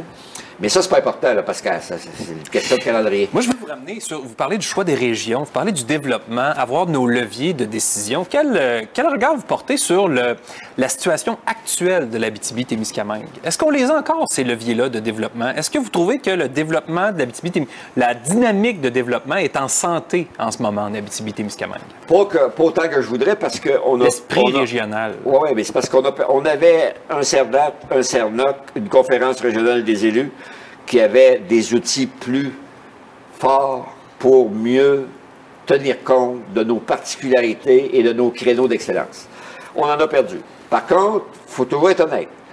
Quand la conférence régionale des élus, qui existe, a ouvert de la place pour amener ce qu'on appelle des gens de la société civile, ça m'a plu parce que là, on a toujours besoin des gens qui ont une préoccupation culturelle plus forte, une préoccupation touristique plus forte. Et là, on est sorti un peu avec ça de... Nous, on est une région agricole, minière et forestière. On a ajouté 2 vocations majeures, tourisme et culture. Est-ce que je suis fier de l'évolution culturelle de notre Abitibi-Témiscamingue? Oui. On n'a pas à être gêné là, avec l'émergence, puis ainsi de suite, puis partout, là, je n'ai pas le temps de toutes les nommer. Mais notre offre culturelle est de qualité, et on a une offre culturelle qui est beaucoup plus présente et qui nous permet de conserver notre monde. Et, bon. Même chose au niveau du tourisme. Est-ce qu'on a progressé au niveau de l'offre touristique en Abitibi? Je comprends. Est-ce qu'on est en retard? Oui, on est en retard en étoile. Parce qu'à un moment donné, pour attirer du tourisme, ça te prend des équipements touristiques de qualité et d'envergure. On en a plus. Moi, je trouve que là, avec l'arrivée de un plus grand nombre de jeunes qui assument des responsabilités, qui sont qualifiés et qui nous reviennent de leur pèlerinage à Montréal, je voudrais qu'il y en ait plus.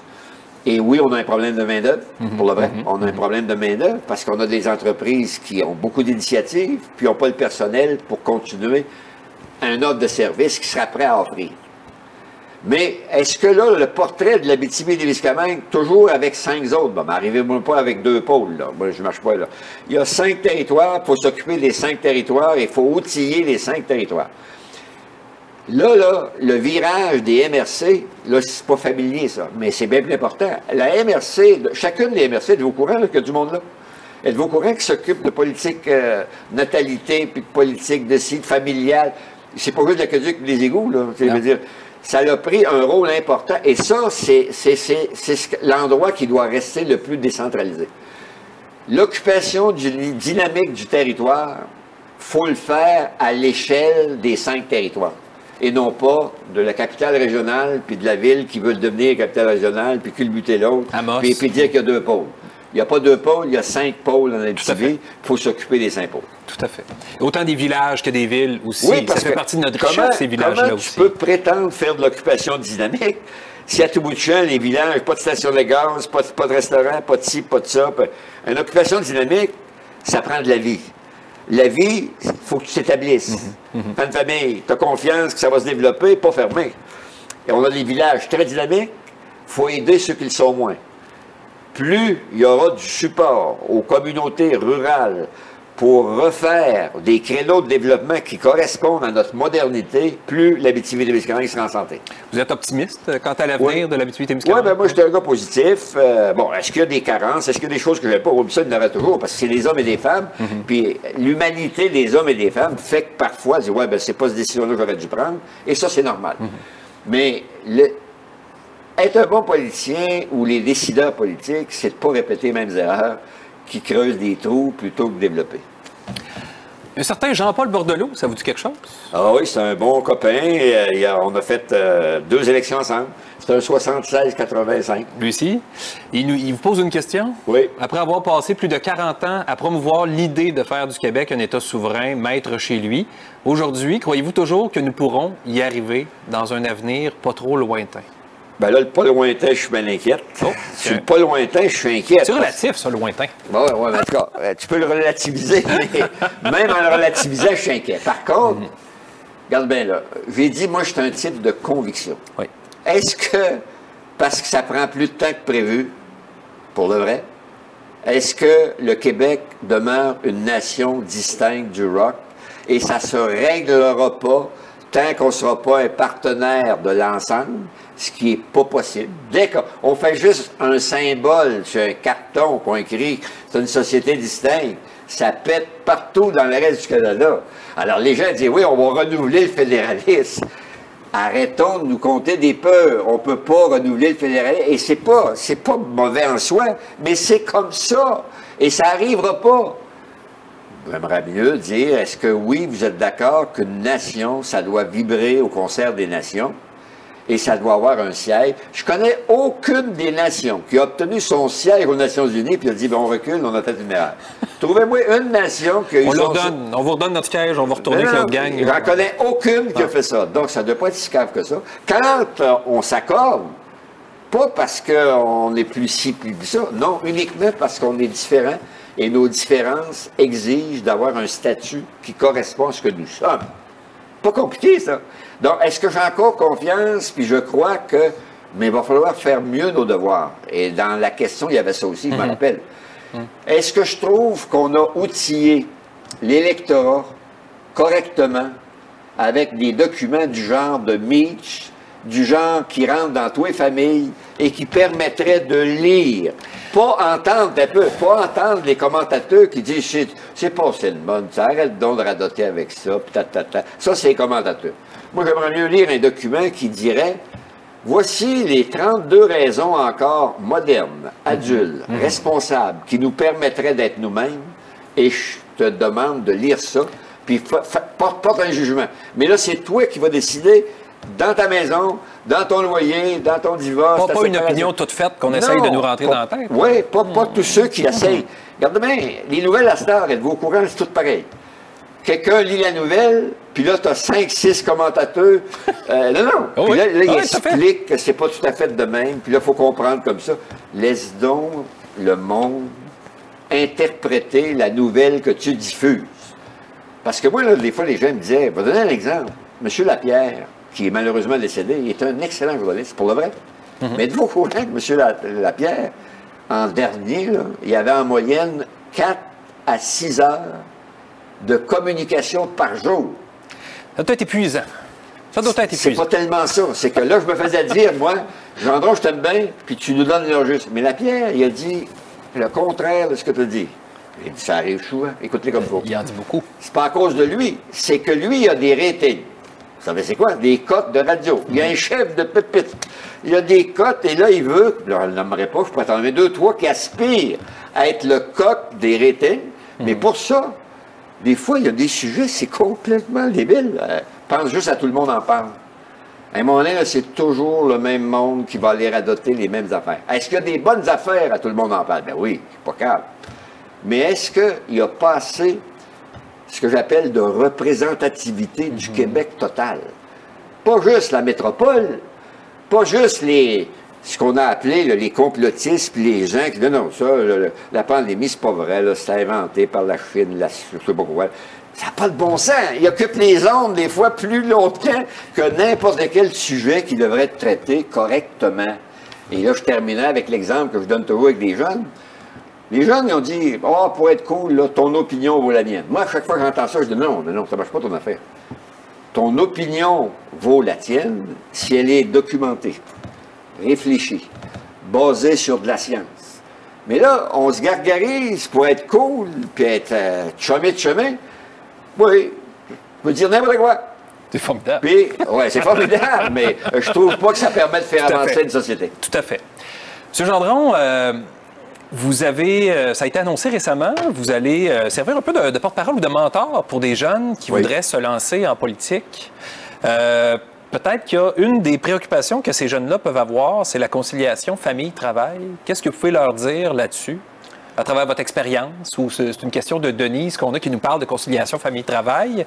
Fait que, qu'est-ce que... Non, mais je dirais, Denise, faites attention, vous avez un bon sujet. Et c'est normal de se préoccuper davantage de la conciliation famille-travail, parce que la cellule familiale d'une société qui avance va toujours demeurer la famille. Peu importe ce qui arrive, qu'elle éclate ou pas, qu'elle soit reconsidérée, reconstituée, bon. Mais je leur dirais, arrêtez de globaliser. Faire de la politique municipale, c'est de la politique de proximité. C'est près de ton milieu. Est-ce que ça a les mêmes exigences de coucher à 3 soirs ou 4 soirs par semaine à Ottawa, à Québec? Non. Ah bon. Et arrêtez de penser que ça va être aussi préoccupant, excusez, que les 2 paliers de gouvernement, Québec ou Ottawa. Donc, il faut leur donner leur juste. Et tu décideras toi-même, si tu t'impliques, de te faire un horaire et un agenda. Et tu vas voir que de la politique de proximité, c'est stimulant. Parce que tu veuilles ou pas, tous les jours, la politique touche tes choix de société. Un décret, un règlement, une norme, un service. Une norme. Ouais. Donc, tu peux bien dire, je veux rien savoir de ça. Le jour où tu t'impliques toi-même, dose-la, par exemple, ton implication. Il faut que tu la doses. Et doser, ça veut dire du temps pour toi. Du temps pour tes enfants, la conjointe, vivre normalement, de temps en temps se récréer sainement, avoir des loisirs, tirer le rideau. Il y en a assez fait aujourd'hui, là. Puis, feriez-vous les choses différemment aujourd'hui? Oui, parce que là, en disant tirer un rideau, je m'arrangerais pour pas faire le travail de fou. Quand j'ai fait le choix des régions, là, j'ai été une trentaine de semaines, pardon. Déjeuner en travaillant, dîner en travaillant, souper en travaillant. Ça a eu des conséquences sur quelque chose que mais sur votre santé, vous l'avez dit, hein? Oui, vous n'avez pas fait attention à vous pendant un certain temps. Il ne faut pas cacher les réalités. Et il y a certaines réalités. À un moment donné, là, le respect de ton moi affectif, mais là, je n'ai pas envie de donner de cours. Mais le moi affectif d'un être humain, il faut que ça soit respecté. Et quand ton moi affectif se violente, c'est-à-dire qu'il réagit. Moi, je fais les crises, là, je dis, voyons, on fait lire, là. Il faut l'écouter. Le moi affectif, il avait raison. Il avait raison de dire, arrête de faire le câble. Tu es un être humain, il n'y a pas personne d'irremplaçable. Fais des journées normales. Donne-toi 100%, mais à un moment donné, il y a des périodes pour que ça soit toi. Exactement. Et sur mon agenda, des fois, je disais, le prochain 2 heures, là, je ne veux aucun fatigant pour telle et telle raison. C'est à moi. Mais je ne l'ai pas fait assez souvent. On dit qu'il y a plusieurs gens qui soulignent votre apport en région, en ce qui a trait à la politique, évidemment, à l'éducation dans différents domaines. Donc, les gens nous commentent ça sur les réseaux sociaux. Il y a du bon aussi, il y a un peu d'amour qui sort sur les réseaux sociaux. Ah là, j'ai pas dit qu'il n'y avait rien de bon. Faites attention aux médias sociaux. Mais je suis d'accord avec vous. Regardez, je veux qu'il continue. Pensez-vous que j'oserais, moi, vous mettre des mots dans la bouche? M. Gendron, vous en avez déjà pas mal de même, des mots. Moi, je voulais, avant qu'on quitte, il y a une chose dont je voulais parler. Vous avez été député d'Abitibi-Ouest. Oui. Ça a été votre travail fondamental pendant 42 ans. Une des circonscriptions, probablement, c'est une des plus petites en matière de population, ça se peut-tu? Est-ce que je me trompe? Je sais qu'elle a bénéficié d'un décret à un moment donné qui permettait de ne pas avoir le nombre requis, si on veut, d'électeurs. Oui. Oui, mais c'est vrai, mais rapidement, c'est que là, c'est Abitibi-Ouest qui est devenu plus petit. Depuis qu'on a créé Ongaba. Oui. Donc, de temps en temps, il faut redonner du monde. La preuve, c'est que moi, j'ai déjà eu jusqu'à Dubuisson, c'était le bon, c'était à moi, en 76. Mais là, il n'y a plus ça. Mais on a joué avec Barraud. Barraud a déjà été dans Abitibi-Ouest, puis on leur donnait à Abitibi-Ouest pour un meilleur service. Mais il reste qu'il n'y a pas de très grande ville au sein de cette circonscription-là. Puis déjà que l'Abitibi-Témiscamingue est méconnue au Québec, j'imagine, si on prend dans la région une des plus méconnues au Québec, La Sarre et Amos, c'est probablement parmi les villes aussi les plus méconnues. Vous la connaissez bien, cette région-là d'Abitibi-Ouest. Qu'est-ce que vous aimez là-dedans? Qu'est-ce que vous aimez des gens d'Abitibi-Ouest? C'est le temps. Rendez-leur hommage, M. Gendron. Pourquoi l'Abitibi-Ouest? Parce que c'est des gens racés, déterminés. C'est des développeurs de pays qui prennent des initiatives. Oui, ils peuvent faire quelques erreurs, mais moi, j'ai voyagé. Là, je n'ai pas eu le temps de parler de ça, là, mais j'ai fait pas mal de voyages, des missions au Chili, en Argentine. Vous en parlez là-dedans, là. Oui. Si les gens veulent en savoir plus. En Afrique, ils iront lire. Exactement. Mais quand je rencontrais du monde, il n'y a rien qui me faisait plus plaisir. Comme quand j'arrive, par exemple, au Mali, à un moment donné, vers un endroit, il n'y a pas un choix qui va... Je suis en train de faire mon inscription à l'hôtel. Hey, Gendron, qu'est-ce que tu fais ici? Bon, c'était des représentants de Rwanda au niveau minier, parce qu'on a l'expertise minière internationale. Et pas juste là-dedans. 48e Nord parallèle, ça existait un bon bout de temps. Parlez-en à Guillaume Marquis, qui a fait des pèlerinages pour du développement économique et tout ça. Les gens de l'Abitibi, ils sont aimés, ils sont connus, ils ont plein d'initiatives. Et moi, je voulais les représenter et contrer, parce que je suis content que vous finissiez avec ça. Moi, quand j'étudiais à Berthierville, je disais, hein, tu t'es acheté cet habit-là à La Sarre? Ben oui, ils vendent du linge. Non, mais ça se peut pas comment que la région de l'Abitibi-Témiscamingue a été calomniée et médisée. Bon, là, les jeunes ne savent même pas ce que ça veut dire, calomnier, médisé, mais c'est pas grave. On a dit toutes sortes de conneries. Les mouches noires, puis regarde bien, là, mais être bien concret. C'est loin, un peu. Combien de fois, moi, j'ai dit à des gens, est-ce que ça t'arrive d'aller à Gaspé? Bien sûr. Es-tu au courant que Montréal-Gaspé, c'est 7 heures? Ouais. Es-tu au courant que Montréal-Val-d'Or, c'est 5 heures? Hein? C'est 5 heures. Tu peux pas t'énerver, mais Montréal-Val-d'Or, c'est 5 heures. Absolument. Puis Val-d'Or, c'est pas au Beyrouth, c'est chez nous. C'est en Abitibi. Comment ça que 7 heures est plus loin que 5 heures? Puis là, toi, tu penses que 5 heures égale 15 heures. C'est quoi l'affaire? Moi, j'aime bien dire qu'on est au sud de Paris, ici à Val-d'Or. Après ça, l'autre affaire, il fait frais ton jet. Hey, on a 1 heure dans l'aliment de plus. La période de croissance estivale, on appelle ça le fouet de croissance. Pour les graminées, l'endroit où ça pousse le plus rapidement et le plus vite, c'est en Abitibi. Ça a pris la ferme expérimentale de Carpuche-Kéching pour nous dire ça. Mais Christy, à un moment donné, il faut que ça rentre, t'arrêtes pas. Moi, j'ai lu ça, j'étais étudiant. Ça fait longtemps que je peux étudier. J'ai étudié d'autres choses, mais des... Bon, il y a un bout, là. Puis l'Abitibi, moi, je l'aime parce que on est devenu moderne, je l'ai dit tantôt. Au niveau culturel, c'est extraordinaire ce qu'on réussit à faire. Un festival d'émergence avec le succès et la résonance que ça a. Le Festival international du cinéma, c'est extraordinaire. Comme ce que j'appelle vitrine pour pas voir l'Abitibi. Le refuge Pajot, parler avec les... Bon, et ainsi de suite. Extraordinaire. La cathédrale, 2e monument touristique qui attire le monde. Faut arrêter nous-mêmes de se disqualifier en disant « Oui, c'est vrai, il fait frais, puis loin, puis ci, puis c'est ça. » Faut pousser la fierté qui nous habite de ce que nous sommes, et c'est ce que j'ai fait pendant 42 ans. Vous l'avez très bien fait, M. Gendron. Ce livre-là, il est en vente partout. Merci d'avoir pris la peine de vous raconter. C'est un pan de l'histoire du Québec. Vous avez été un témoin privilégié au centre de l'action. Donc, c'est vraiment un regard de l'intérieur que vous nous offrez. D'ailleurs, nous, ce qu'on souhaite offrir, c'est un exemplaire de ce livre. Donc, les gens peuvent ceux qui nous ont écrit, vous pouvez le faire encore, un commentaire. Et parmi les gens qui nous ont écrit sous cette diffusion en direct, on va faire tirer un exemplaire du livre et on pourrait même le faire dédicacer par M. Gendron. Donc, n'hésitez pas à nous écrire. Il reste encore un peu de temps pour le faire.